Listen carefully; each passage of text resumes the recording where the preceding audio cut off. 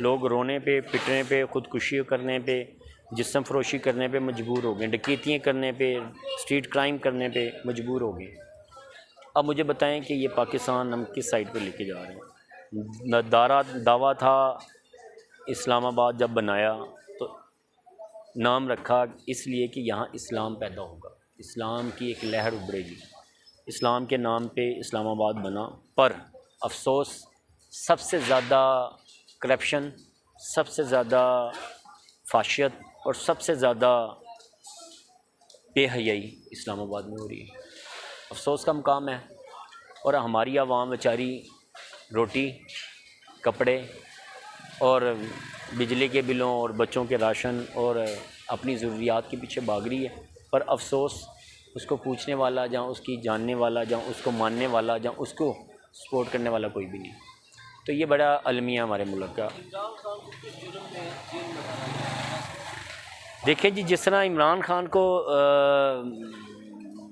देखें, ये तो 9 मई का वाक़या तो बेसिकली एक वाक़या जो है ना, वो आप समझते हैं कि हम कंफर्म भी नहीं कह सकते। बेसिकली वाज़िया तो यही नज़र आता है कि ये प्रैक्टिकल जो इमरान खान की एक प्लानिंग थी, अपने 22 साल जो जद्दोजहद की, जो अवाम और नास को वो वर्गलाया, जब उसको माइंड वॉश किया, जब उनको तैयार किया, उसका रिज़ल्ट निकला है। हो सकता है कि इमरान खान की अपनी ज़ाती कोशिश ना थी या ना हो, तो ये निकला ऑपोजिट उसी के रिज़ल्ट से कि भाई उनका जो 22 साल जो एफ़र्ट की, लोगों को मैसेज दिया, वो इतना मैसेज पॉपुलर हुआ कि वो लोग प्रैक्टिकल करने पे आ गए।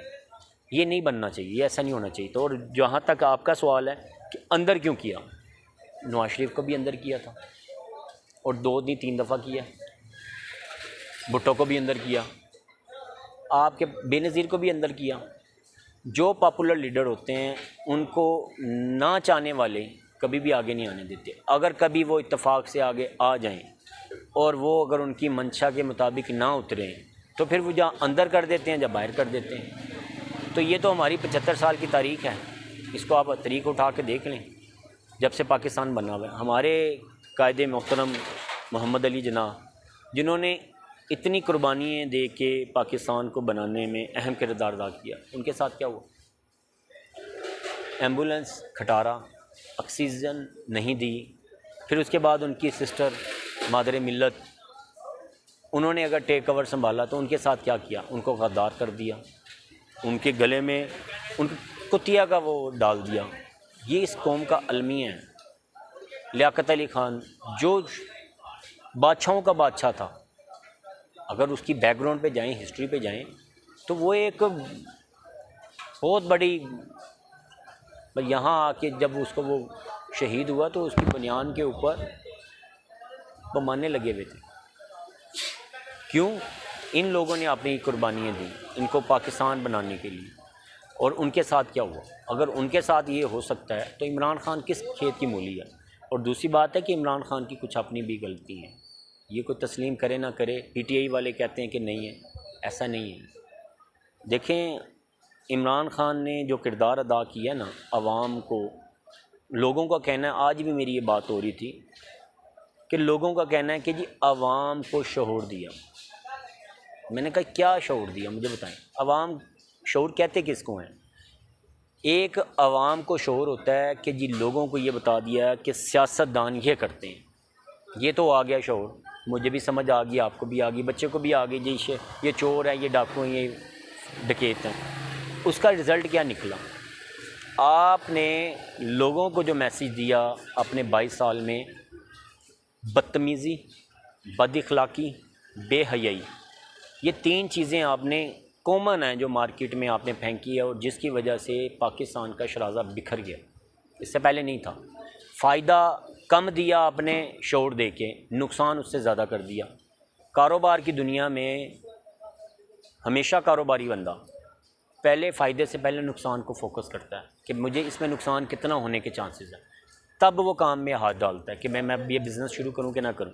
अगर उसको लगे कि यार ये मुझे कम नुकसान होगा तो वो हाथ डालेगा, अगर उसे लगे कि ये ज़्यादा नुकसान होगा वो कभी भी नहीं डालेगा। तो लिहाजा कारोबार भी नुकसान को ऊपर देख के किया जाता है, फ़ायदा तो होता ही होता है नुकसान को पहले तरजीह दी जाती है। अब इमरान खान ने 3 चीज़ें गलत डाल दी हैं, एक शौर दे दिया, तो मैं समझता हूँ क्या दिया पाकिस्तान को बर्बाद किया, पाकिस्तान को तज़लील किया, पाकिस्तान को, मैं समझता हूँ कि जो पहले खुशहाली थी ना वो ख़त्म हो गई है। वो खाली इमरान खान का कसूर नहीं है, ये 75 साल से 76 साल से जो आ रहे हैं, ये इन सब का कसूर है। रल मिल के खा रहे हैं। इमरान खान ने कौन सा वो दूध का धुला हुआ है? कल तक वो क्रिकेटर था, बरतानिया में इसराइल की उसकी बेगम है, बाहर उसका होगा बैंक बैलेंस। उसके बाद उन्होंने चंदा इकट्ठा करके, ज़कात, फतराना इकट्ठा करके उसने हॉस्पिटल बनाया, ज़मीन उसको मियाँ साहब ने दी। अब मुझे बताओ कि आवाम के पैसे से उसने हॉस्पिटल बनाया आवाम के लिए। आज उसके 3 हॉस्पिटल हैं, बनी गाला भी है लाहौर में उसकी, आप समझ सकते हैं कि क्या जगह, ठीक है, पार्क की बात कर रहा हूँ। इसके अलावा बेशुमार, पेशावर में भी जगह है, इसके अलावा उसके अपने गांव में बेशुमार जगह। इतनी प्रॉपर्टी, इतना बैंक बैलेंस कहाँ से आया? जो बंदा 2, 3, 4, 5 लाख रुपए सैलरी लेने वाला हो, इस दौर में उसका बामुश्किल गुजारा होता है, इन्वेस्ट कहाँ कवर होती है। हम जैसे बंदे, कारोबारी बंदे अगर 2, 2.5, 3 लाख रुपए कमाते होंगे तो वो भी बामुश्किल साल में मेरा ख्याल 10 लाख नहीं बचाते अखराजात को छोड़। तो मुझे ये बताएं कि एक प्राइम मिनिस्टर जिसकी 3, 4, 5 लाख रुपए तक सैलरी हो, वो अरबों रुपए का मालिक हो, उसकी रीज़न क्या है? उसकी रीज़न यही है कि करप्शन है। वो हमें नज़र आए ना आए, वो PTI वालों को नज़र आए, वो आवाम को नज़र आए ना आए, है करप्शन है, किसी ज़िम्मे में आए वो करप्शन है। अब मैं ये समझता हूँ कि ये इन चीज़ों को हम नहीं रोक सके, ना रोक सकते हैं और ना कोई रोक सकता है। आखिरी मेरा एक मैसेज आपके तसलसल से है, वो मैं आपको स्पेशली मैसेज देना चाह रहा हूँ, और ये मेरा मैसेज अल्हम्दुलिल्लाह मैं समझता हूँ कि यंग एसोसिएशन ताजरान मोती बाज़ार, तहरीक जवानान पाकिस्तान व कश्मीर, बानिए इंटेलिजेंस और तहरीक जवानान जनरल हमीद गुल साहब की कॉल के मुताबिक कि ये जब तक हालात, ये कौम खुद नहीं बदलेगी, नहीं बदला जाएगा। चाहे ब्यूरोक्रेसी आए, चाहे इंटेलिजेंस आए, चाहे हुकूमती नुमाइंदी मशीनरी आए, जब तक ये खुद ना चाहें। और आपने क्या करना है?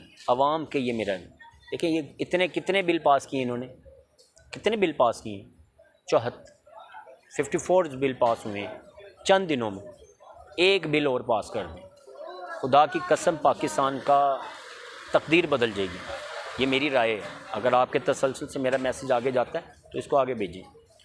फर्स्ट एंड फॉरमोस्ट, हमारे पाकिस्तान में सबसे पहले जब ये हुकूमत में ख़त्म होती है, इलेक्शन का टाइम आ जाता है, इलेक्शन के दौरान ये करते क्या हैं? कोई कहता है मैं 30 साल से हुकूमत में हूँ, कोई कहता है मैं 40 साल से हूँ, कोई कहता है मैं 20 साल से हूँ।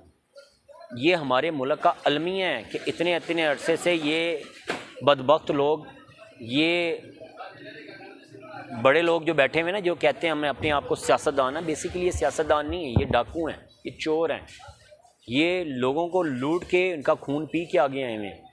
ये कैसे जाना चाहेंगे? इनको पार्लियामेंट में बिल पास हो, एक नशिस्त के ऊपर एक कैंडिडेट इलेक्शन लड़े, दूसरे की इजाज़त ना हो। अगर दूसरे की इजाज़त हो तो एक NA और एक PP, ये 2 सीटों की इलेक्शन की इजाज़त है एक कैंडिडेट को। खुदा की कसम, ये जो कहते हैं ना 40 साल से मैं हूँ, 50 साल से मैं हूँ, ये सब वाश हो जाएंगे। लोगों को आगे आने का मौका ही नहीं मिल रहा। आप बिलीव करें कि आगे आने का मौका नहीं मिल रहा। क्यों नहीं मिल रहा भाई? करप्शन के ज़रिए ये आते हैं, पैसे के ज़रिए ये आते हैं, बदमाशी के ज़रिए आते हैं। एक सीट से हार जाते हैं, दूसरी सीट से जीत जाते हैं, दूसरी सीट से हार जाते हैं, तीसरी सीट से जीत जाते हैं, तीसरी सीट 5-5, 4-4, 3-3 सीटों से इलेक्शन लड़के अरबों रुपए का पाकिस्तान का नुकसान कर रहे हैं। ये तुम्हारे बाप का पैसा है, ये आवाम का पैसा है। होश के नाखून लें, क्योंकि ये सब मिले हुए हैं, सब सियासतदान एक हैं। अगर ये सब सियासतदान इत्तफाक के राय से ये बिल पास करें, एक कैंडिडेट एक सीट से इलेक्शन लड़े, वो जीते या हारे, अगर वो देखिए आवाम पसंद करेगी ना, अगर आवाम ने पसंद कर लिया तो वेल एंड गुड, पार्लियामेंट में आ जाए, सूबाई असम्बली में आ जाए। नहीं किया तो रिजेक्ट कर दिया, साइड कर दे, उसकी जगह दूसरे को मौका मिलेगा आगे आने का।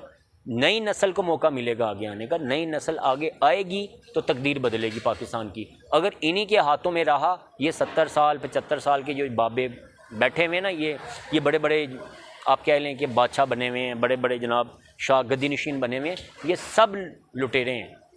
और अगर ये इनसे बाहर निकाल दें ये बिल पास के ज़रिए, एक सीट के ऊपर एक बंदा इलेक्शन लड़े, अरबों रुपए की बचत है। अब देखिए कैसे बचत है। अब एक बंदा 4 सीटों पे इलेक्शन लड़ के जीत के आगे आता है, 3 सीटों में जीत जाता है, 3 सीटों में से 1 सीट उसने रखनी है, 2 सीटें छोड़नी है। कितना एक सीट पे इलेक्शन करवाने पे कितना पैसा लगता है आप बता सकते हैं? मैं आपसे क्वेश्चन करता हूँ। एक इलेक्शन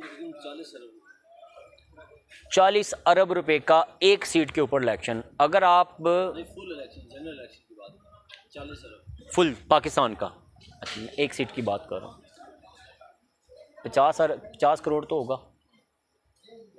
अगर 100 सीटों के ऊपर इलेक्शन ये करवाते हैं, 50 के हिसाब से 100 को ज़रब दे दो। ये पैसा तुम्हारे बाप का पैसा है जो इस्तेमाल करते हो। ये पैसा बचना चाहिए कि नहीं बचना चाहिए? पाकिस्तान का कर्जा किसने नहीं उतर सकता, पाकिस्तान कुछ कैसे खुशहाल नहीं हो सकता। अगर वो जीतता है तो वेल एंड गुड आगे आए, नहीं जीतता तो नई नस्ल को आगे आने का मौका देना।